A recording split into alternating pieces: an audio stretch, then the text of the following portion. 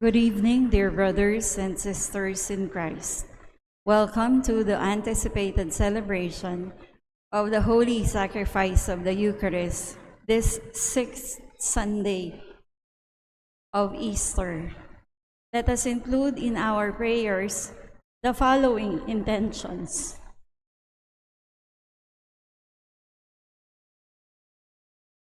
For the thanksgiving of David Jr. and Angelina Mando on their 50th wedding anniversary. Randy, Kate, and Francine Adanza. Dizon Policarpio family. Aguilar family. Cuyugan family. Mark, Michelle, and Lila Rivera. Gueco Cuyugan family. Marlon, Joyce, and Ira Takdol. Sydney Rose Manialak and family. Lito and Lori Zapanta and family. Rick Meng Balatbat and family. Nicolo Brent Luke and Montgomery Garcia. For the special intention of Helen David, Tita Bermudez, Eleanor Ventura, Phil Janet Castro and family, Chucky Maan Castro Alonzo, Anita Alonzo,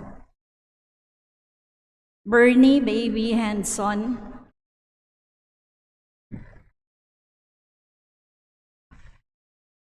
and family, J. Sharon Manuel, Henry Jonel Morales and family, Reden and May Rivera, J.R. and Aina Mejia, Reden Jeremy and Joy Rivera, Mark Homer Munoz, Patrick and Sarah Gowinco, Lynette Nukum and family, Rick Grace Alexi Lumanlan.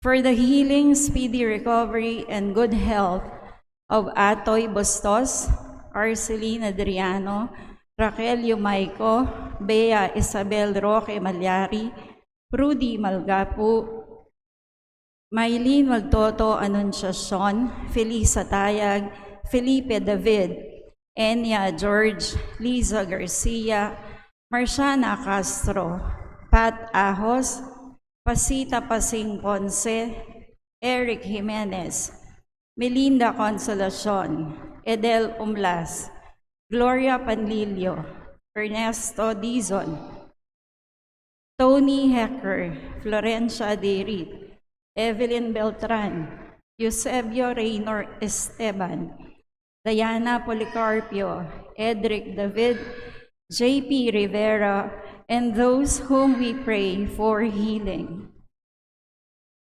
For the eternal repose of the souls of Elena Suarez, Manolita Pasion, Arturo and Lolita Manialak, Mara Clara Castro, Monico Macabali, Marcos Castro Sr., Esmirna Perez, Jesus Balidio, Pablo and Lucia Castro, Romeo and Rodinel Lagman, Cleotilde Bermudo, Trinidad Bermudo, Patrick Bermudo, Daisy Bermudo, Carlos Bermudo, and all the poor souls in purgatory.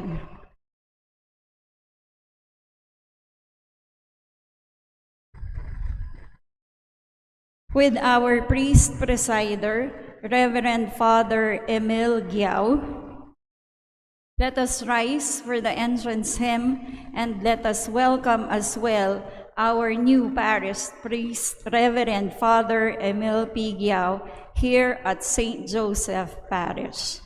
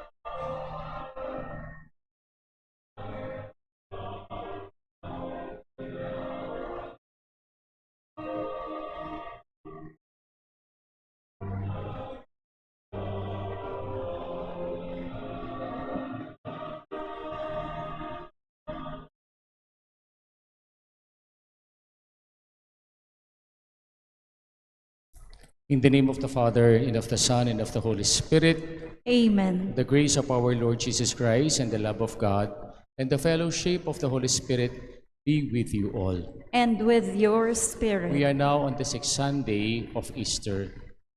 In views of Jesus' impending departure to be with his Father in heaven, we are reminded that we will not be left orphans. Jesus promises his disciples that he will come back.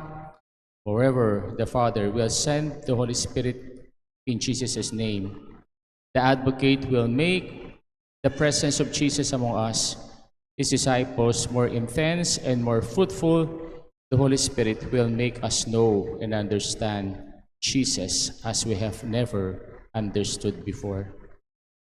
Brothers and sisters, let us acknowledge our sins and so prepare ourselves to celebrate these sacred mysteries.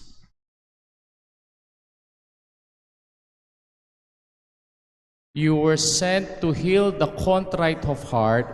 Lord, have mercy. Lord, have mercy. You came to call sinners. Christ, have mercy. Christ, have mercy. You are seated at the right hand of the Father to intercede for us. Lord, have mercy. Lord, have mercy. May Almighty God have mercy on us, forgive us our sins, and bring us to life everlasting. Amen.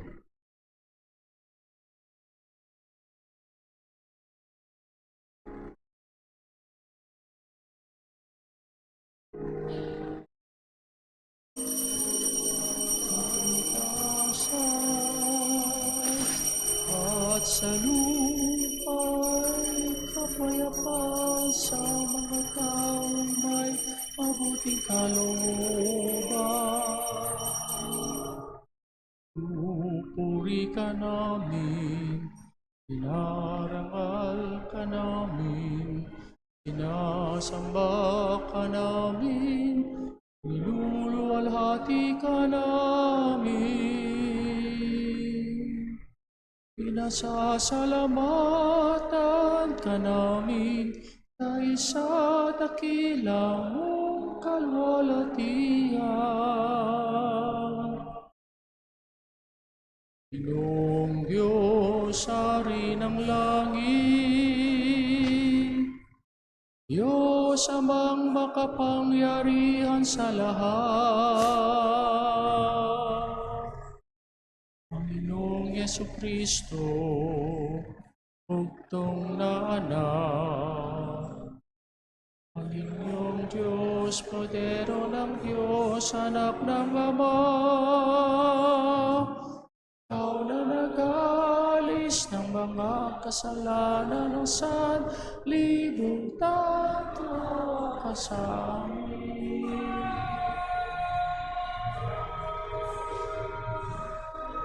Ang aming kahilingan, ikaw na naluluklok sa kanan ng Ama. Maawa ka sa amin. At ikaw lamang ang banal, ikaw lamang ang Panginoon, ikaw lamang ang Jesucristo, kasama ng Espiritu Santo sa kalwalhatian. Diyos Ama.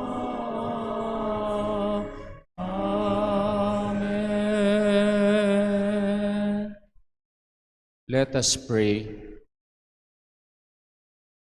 Grant, Almighty God, that we may celebrate with heartfelt devotion these days of joy which we keep in honor of the risen Lord, and that we, relieve in remembrance, we may always hold to in what we do. Through our Lord Jesus Christ, your Son, who lives and reigns with you in the unity of the Holy Spirit, one God, forever and ever. Amen. Amen. The Liturgy of the Word. During the Council of Jerusalem, the apostles and elders decide that pagans converted to Christianity should not be burdened with strictly Jewish practices. The one thing necessary for salvation is faith in the Lord Jesus.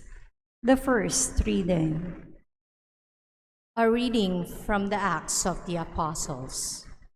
Some who had come down from Judea were instructing the brothers, "Unless you are circumcised according to the Mosaic practice, you cannot be saved." Because there arose no little dissension and debate by Paul and Barnabas with them, it was decided that Paul, Barnabas, and some of the others should go up to Jerusalem to the apostles and elders about this question. The apostles and elders, in agreement with the whole church, decided to choose representatives and to send them to Antioch with Paul and Barnabas. The ones chosen were Judas, who was called Barsabas, and Silas, leaders among the brothers. This is the letter delivered by them. The apostles and the elders, your brothers to the brothers in Antioch, Syria, and Cilicia of Gentile origin, greetings. Since we have heard that some of our number, who went out without any mandate from us, have upset you with their teachings and disturbed your peace of mind, we have with one accord decided to choose representatives and to send them to you, along with our beloved Barnabas and Paul, who have dedicated their lives to the name of the Lord Jesus Christ. So we are sending Judas and Silas, who will also convey this same message by word of mouth. It is the decision of the Holy Spirit and of us not to place on you any burden beyond these necessities, namely, to abstain from meat sacrificed to idols, from blood, from meats of strangled animals, and from unlawful marriage. If you keep free of this, you will be doing what is right. Farewell. The word of the Lord. Thanks be to God. Responsorial Psalm. The response is, O God, let all the nations praise you. O God, let all the nations praise you. May God have pity on us and bless us. May He let His face shine upon us. So may be known upon earth, among all nations, your salvation. O God, let all the nations praise you. May the nations be glad and exult, because you rule the people in equity. The nations on the earth you guide. O God, let all the nations praise you. May the peoples praise you, O God. May all the peoples praise you. May God bless us, and may all the ends of the earth fear Him. O God, let all the nations praise you. The book of Revelation depicts a new heavenly Jerusalem, symbolizing God's people. This new city is splendid and magnificent because God is its center and heart. The second reading. A reading from the book of Revelation. The angel took me in spirit to a great high mountain and showed me the holy city, Jerusalem, coming down out of heaven from God. It gleamed with the splendor of God. Its radiance was like that of a precious stone, like jasper, clear as crystal. It had a massive high wall with 12 gates where 12 angels were stationed, and on which names were inscribed. The the names of the 12 tribes of the Israelites. There were 3 gates facing east, 3 north, 3 south, and 3 west. The wall of the city had 12 courses of stones as its foundation, on which were inscribed the 12 names of the 12 apostles of the Lamb. I saw no temple in the city, for its temple is the Lord God Almighty and the Lamb. The city had no need of sun or moon to shine on it, for the glory of God gave it light, and its lamp was the Lamb. The word of the Lord.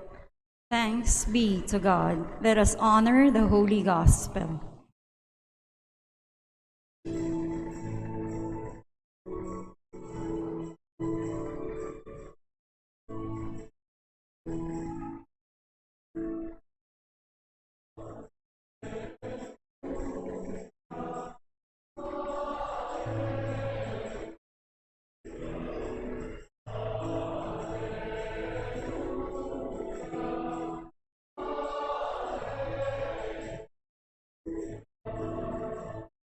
All together, please.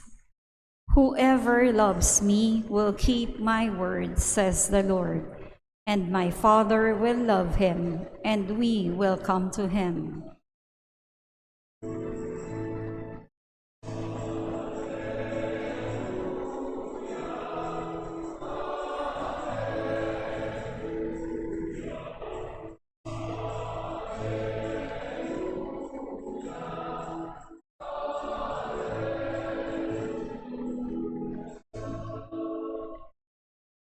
The Lord be with you. And with your spirit, A reading from the Holy Gospel according to John. glory to you, O Lord. Jesus said to his disciples, "Whoever loves me will keep my word, and my Father will love him, and we will come to him and make our dwelling with him. Whoever does not love me does not keep my words, yet the word you hear is not mine, but that of the Father who sent me. I have told you this while I am with you. The Advocate, the Holy Spirit, whom the Father will send in my name, will teach you everything and remind you of all that I told you. Peace I leave with you, and my peace I give to you. Not as the world gives, do I give it to you. Do not let your hearts be troubled or afraid. You heard me tell you, I am going away and I will come back to you. If you love me, you will rejoice that I am going to the Father, for the Father is greater than I. And now I have told you this before it happens, so that when it happens, you may believe." The Gospel of our salvation. Praise to you, Lord Jesus Christ. So good evening to everyone. Good evening, And we are Father. now on the 6th Sunday of Easter. And I would like to greet you, Happy Easter. Ayun na ata ng greeting ng Easter. Once again, Happy Easter. So we are very much in the Easter season, that our Lord is truly risen, and our Lord is truly alive. I would like to make a confession. I am a warrior. I worried too much, especially at this moment. I am nervous, really, coming from my worry. This is my first time to celebrate Mass with you. And of course, it's my first time to deliver homily with you. And I know all your eyes and all your ears is with me. That makes me nervous and worried. No? I am worried because I'm not at par with Father Deo. No, is a charismatic preacher with his wisdom, superior in intelligence, and even superior in looks. Wala po ako sa kanya, sa kanyang kalingkingan. That is why I worried too much. All of us, we have our worries. What are your worries? Worry of what to eat, worry of what to wear, worry of what to do, or even worry of our future. Worry is part of our emotion. Lahat po tayo dinadaanan po natin itong emosyon na ito. But some psychologists said, worry is just only a waste of emotion. Why? Because 99.9% of our worries are not going to happen. No? Thanks be to God. Nandyan lang sila. No? But sometimes we are carried away by these emotions. No? Why I'm telling this? We are now on the 6th Sunday of Easter. And our gospel today is part of the farewell discourse of our Lord Jesus Christ.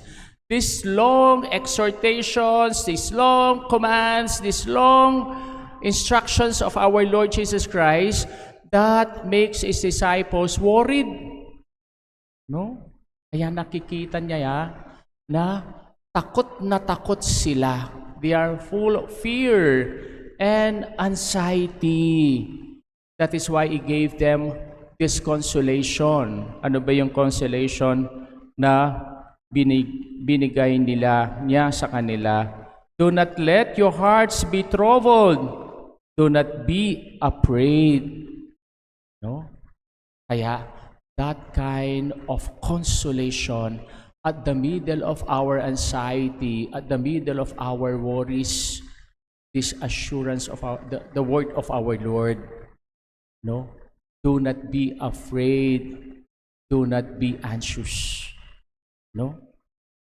That is why when we worry, we are invited to become a warrior to combat these worries. Why we need to combat these worries? But what manner? First, by means of love. Love combats worry. No? Because worry kills love. No? Kaya ang unang sinabi ng ating Panginoon sa kanyang disipulo, ang sabi niya, whoever loves me will keep my word, and my word will love him, and we will come to him and make our dwelling with him. Whoever does not love me does not keep my words, yet the word you hear is not mine, but that of the Father who sends me. Kaya po, kung gusto natin i-combat yung mga worries natin sa buhay natin, learn to live out love. And what kind of love is this? Not the emotional love that we all know, or the love coming from our feeling of sensation, but the love coming from the words of God on His commands and His precepts. If you heard our first reading, the new converts in the new Christian community, they were all worried. Why they were all worried? Because they worried about their salvation. Bakit? Kasi, remember, Christianity came from Jewish religion. And in order to be saved, you need to be circumcised. And all these converts, they were all pagans coming from different o cities in the Middle East. Kayo ba, hindi ba kayo worried? Ang tanda-tanda mo na at doon ka pa tutuluin, no? Doon ka pa si-circumcise, no? Kasi their covenant with God, no? As a Jewish people, they need to be circumcised. Even in our first reading, they mention, unless you are circumcised according to Mosaic practice, you cannot be saved. But Paul and Barnabas exhorted them, no, we will save not only by circumcision, but on our love of God, love of our neighbor, even the love of His commands and precepts. Kaya they concluded their letter, abstain from meat sacrifice to idols, from blood, from the meats of strangled animals, and from unlawful marriage. If you keep of this, you will be doing what is right. No? Kaya tayo, ang dami nating mga customs and traditions eh. Sometimes what is more important, even in our Christian community, ano ba yung mga tradisyon natin? Ano ba yung mga customs natin na kailangan nating gawin? At yung minsan ang importante eh. But we seldom recognize the importance of love, and that love, no, is the requirement for our salvation. Kaya po nagkagulo yung Christian community eh. Kasi they remove love in their faith, no? Kahit naman tayo, minsan, even in our relationship, pag worried tayo, mayroon tayong pinapatay. At ano yung pinapatay natin? Our love. No? Perhaps siguro nakita niyo yung news last week about a mother killing her 2 children by burning and even killed herself. And what is the cause of that killing? Because of jealousy, because of zealous. No? And this woman worried too much of her womanizing husband. Kaya kayo po, may asawa dito. Huwag kayo pong selos ng selos. Kasi mayroon kayong pinapatay sa selos ninyo eh. At ano yun? Pagmamahal. No? Pagmamahal. Kaya po, we can combat worry by means of love. No? Second, we can combat worry by means of our faith, because faith combats worry. Why? Because worry kills our faith. That is why our Lord in our gospel had said, no, have faith in me, have faith also in my Father. Ano ba yung ibig sabihin ng faith yon? Faith is not just only believing, but claiming of the assurances that God is giving us. Kasi minsan, kala natin, mayroon tayong pananampalataya kasi naniniwala ako. Hindi lang yun. We need to claim it. We need to own it. Nowadays, it is very difficult, to believe, because people nowadays are perceptive believers, and they are not faith believers. To see is to believe is what to see. Diba? Yung lahat ng nakikita ko, yun lang ang aking pinapaniwalaan. No? That is why in our second reading, St. John, discuss with us his vision on the revelation when he saw the everlasting temple in heaven.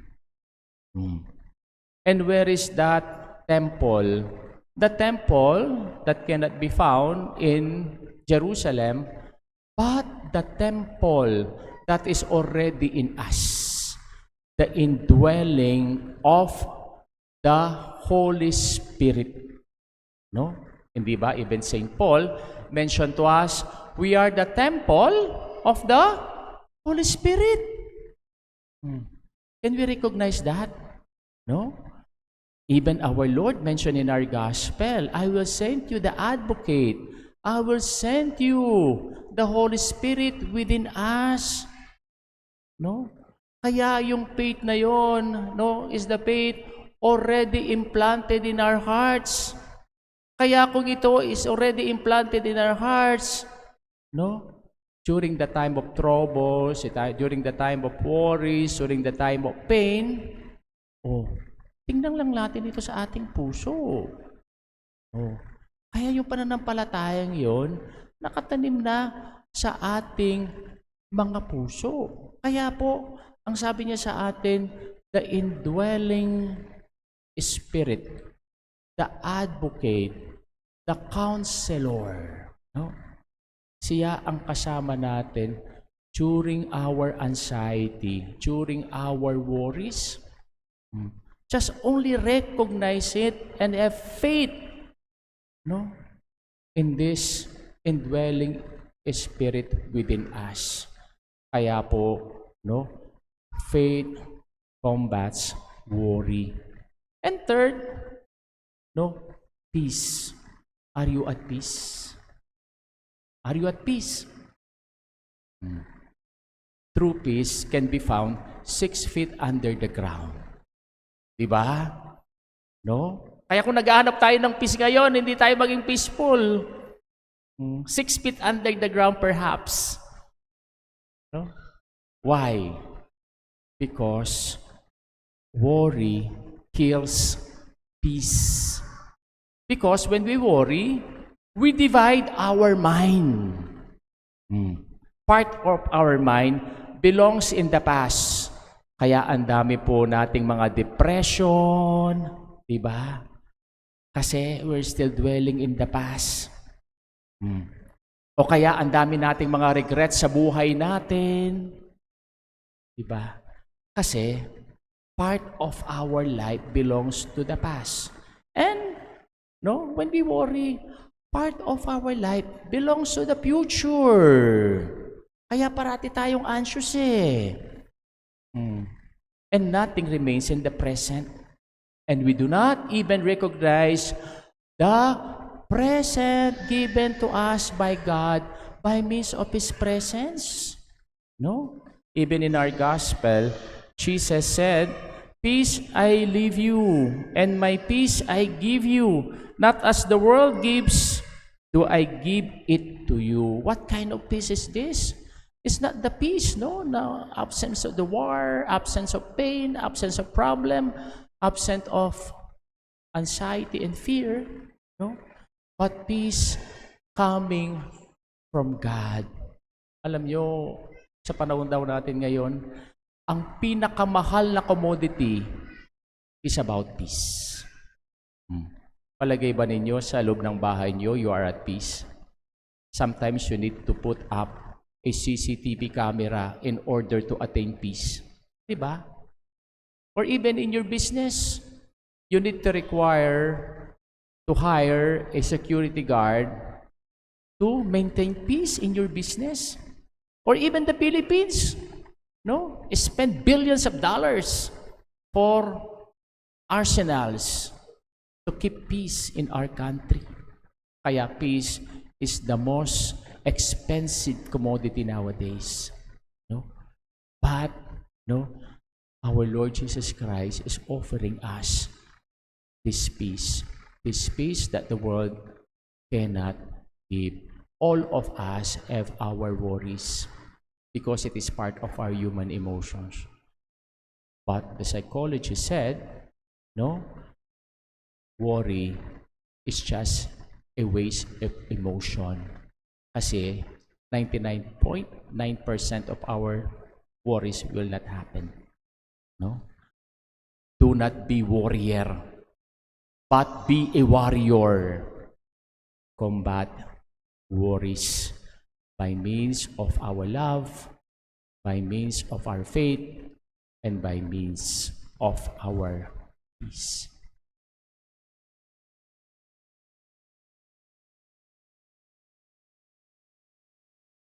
Please stand.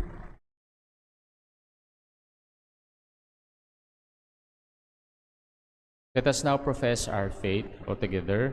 I believe in God, the Father Almighty, creator of heaven and earth, and in Jesus Christ, his only Son, our Lord, who was conceived by the Holy Spirit, born of the Virgin Mary, suffered under Pontius Pilate, was crucified, died, and was buried. He descended into hell. On the third day he rose again from the dead. He ascended into heaven and is seated at the right hand of God, the Father Almighty. From there he will come to judge the living and the dead. I believe in the Holy Spirit, the Holy Catholic Church, the communion of saints, the forgiveness of sins, the resurrection of the body, and life everlasting. Amen. As we remember the words and promises of Christ, we pray to you, Father, that you may pour out your Holy Spirit to lead us to the path of truth and charity, entering fully into your divine life. With faith and love, we pray. Be gracious to us, Lord. Altogether, Be gracious to us, Lord. For the Pope, our bishops, priests, deacons, and religious men and women, may the Spirit's gift of wisdom and understanding direct their ministry toward the way of peace. We pray. For our duly elected national and local leaders, may the Lord give them health, grace, and wisdom so that they may become more responsible, accountable, and trustworthy in fulfilling their mandate. We pray. gracious to us, Lord. For the sick, the lonely, the destitute, and those who suffer in any way, make them well, body and soul, and restore them toward fullness of life in Christ with their families and the Church. We pray. Be gracious to us, Lord. For our beloved dead, may they shine with the radiance of your glory in your kingdom. We pray. Be gracious to us, Lord. Let us now pray for the urgent concerns of our community and our personal intention.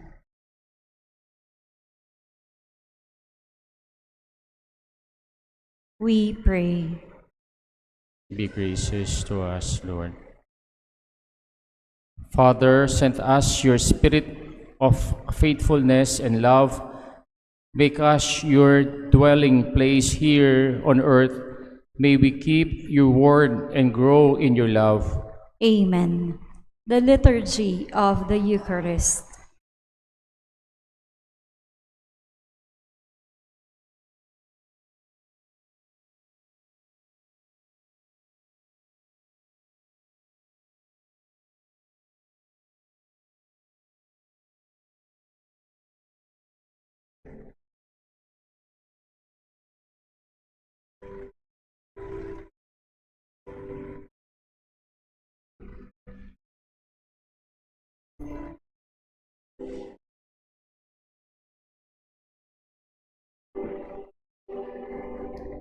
Blessed are you, Lord, God of all creation. Thy goodness we have this bread to offer. Works human hands have made it will become for us our bread of life. Blessed be God forever.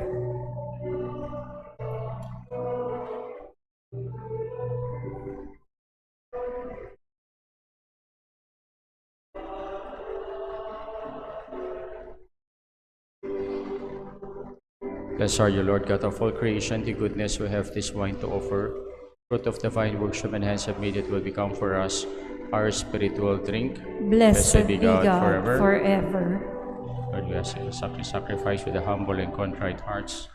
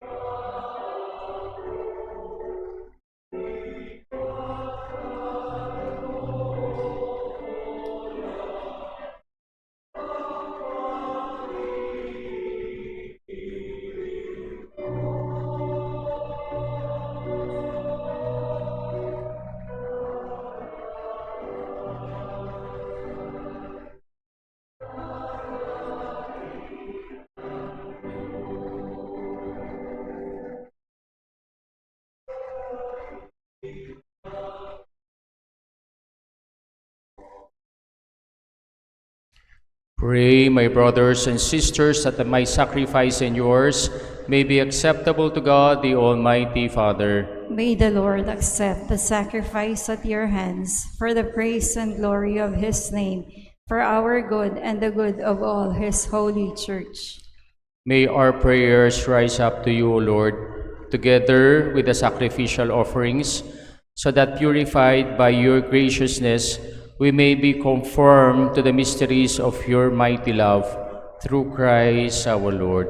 Amen. The Lord be with you. And with your Lift spirit, up your hearts. we lift them up to the Let Lord. us give thanks to the Lord our God. It is right and It is just. surely right and just, our duty and our salvation at all times to acclaim you, O Lord, but in this time above all to laud you yet more gloriously, when Christ our Passover as being sacrificed, he never ceased to offer himself for us, but defends us and ever pleads our cause before you.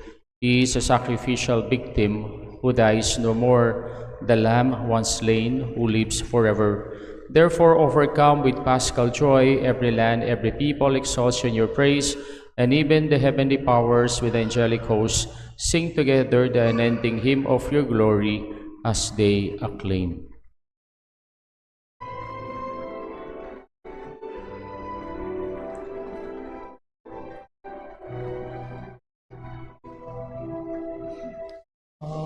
Santo, Santo, Santo, Panginoong Diyos, napupuno ang langit at lupa ng kadakilaan mo. Hosana, Hosana, Hosana sa kaitaasan. Hosana, Hosana, Hosana sa kaitaasan.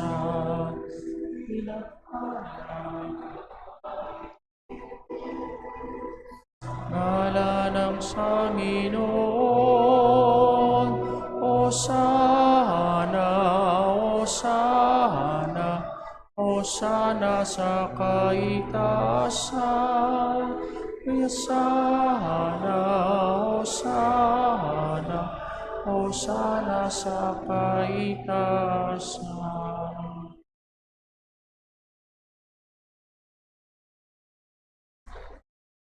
You are indeed holy, O Lord, the fount of all holiness. Make holy, therefore, the escapes, we pray, by sending down your Spirit upon them like the dewfall, so that they may become for us the body and blood of our Lord Jesus Christ. At the time he was betrayed and entered willingly into his passion, he took bread, giving thanks, broke it, gave it to his disciples, saying, "Take this, all of you, and eat of it, for this is my body, which will be given up for you."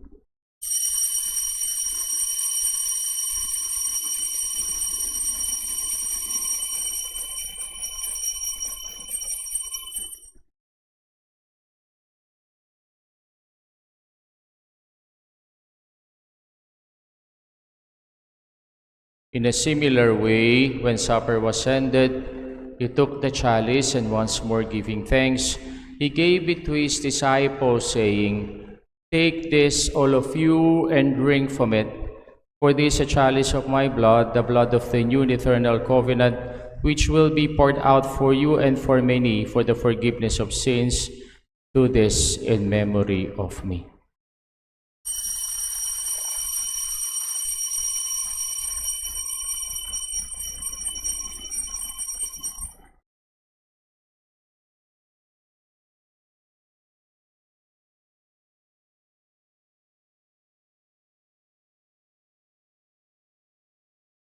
The mystery of faith.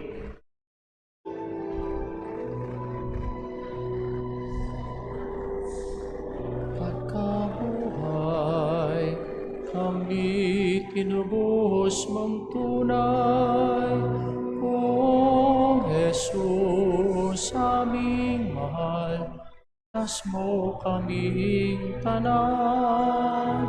Kung Jesus kaming mahal, ngayon at magpakailanman.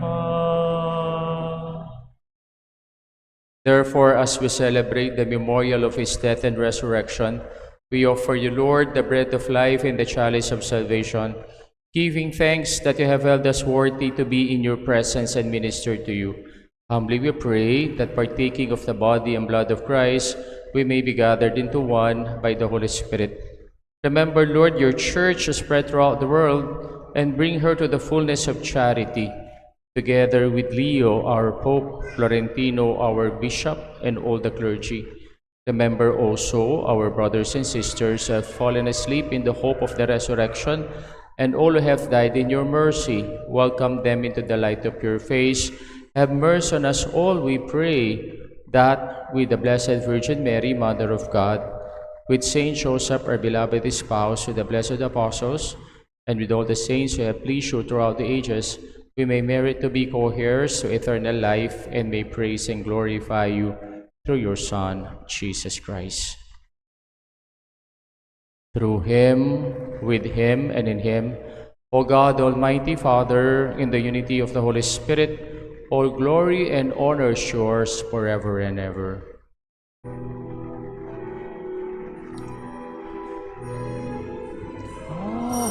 Amen, amen, amen,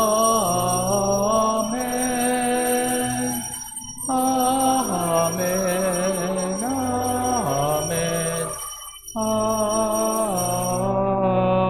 amen. At the Savior's command and formed by divine teaching, we dare to say,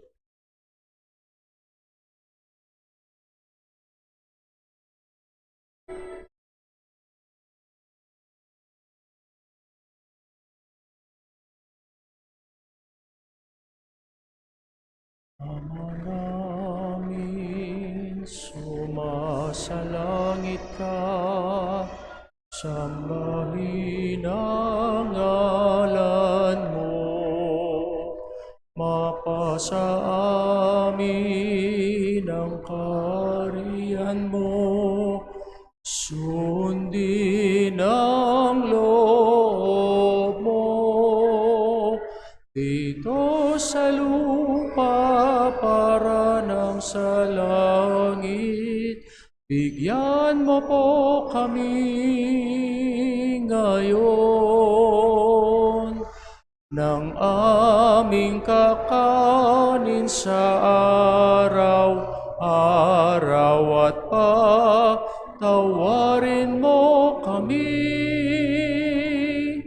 sa aming mga sala, para ng pagpapatawad namin sa nagkakasala sa amin. At huwag mo kaming ipahintulot sa tukso, at yadya mo kami sa lahat ng masama.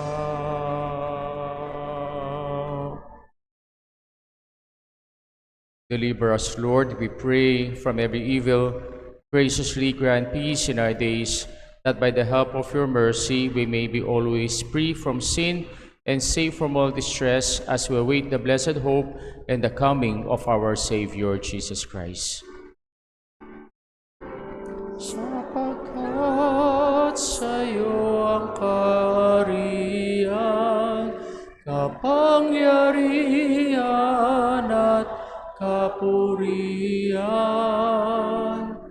ngayon at magpakailanman, ngayon at magpakailanman. Lord Jesus Christ, who said to your apostles, "Peace I leave you, and my peace I give you," look not on our sins, but on the faith of your church, and graciously grant her peace and unity, in accordance with your will, who live and reign forever and ever. Amen. The peace of the Lord be with you always. And with your Let spirit. us now offer each other the sign of peace. Peace Kapayapaan po be with you. kayuan. Peace to everyone. Kapayapaan po sa inyong lahat.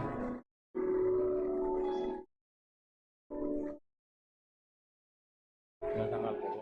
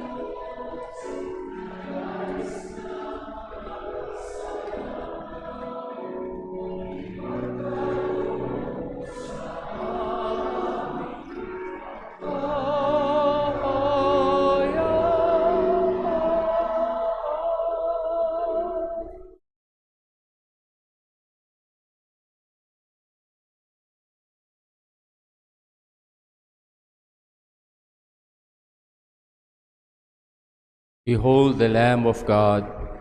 Behold him who takes away the sins of the world. Blessed are those called to the supper of the Lamb. Lord, I am I'm not worthy that you should enter under my roof, but only say the word, and my soul shall be healed. May the body and blood of our Lord Jesus Christ keep us safe for eternal life. Amen.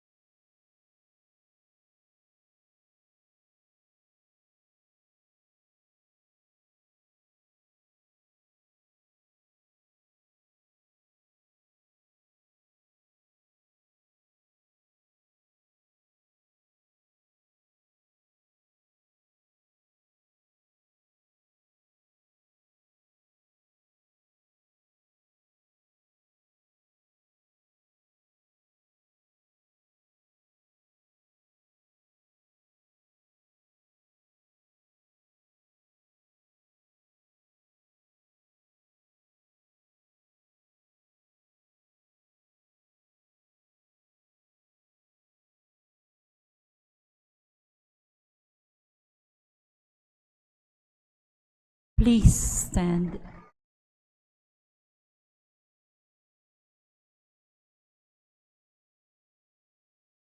Let us pray.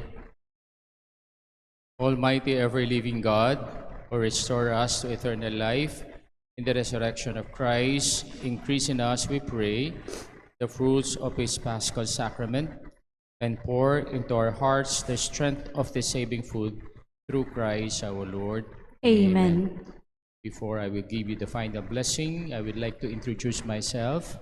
I am Reverend Father Emil Giao, the new parish priest of the Holy Cross Parish. And of course, the Holy Cross Parish under the Chapel of St. Joseph is under the Parish of the Holy Cross. Kaya maraming salamat po sa inyo sa pag-attend ninyo ng ating misa ngayon. We will see each other sa ating community. Sana wag niyo pong iwan. Okay? The Lord be with you. And with your spirit. Bow down for the blessing. May your family always rejoice together, O Lord, over the mysteries of redemption they have celebrated, and grant its members the perseverance to attain the effects and flow from them. Through Christ our Lord. Amen. And may the blessing of Almighty God, the Father, the Son, and the Holy Spirit come down on you and remain with you forever. Amen. Our Mass been offered. Let us go in peace and to love and to serve the Lord. Alleluia, alleluia. Thanks be to God. Thanks be to God. Alleluia, alleluia. Good evening to everyone.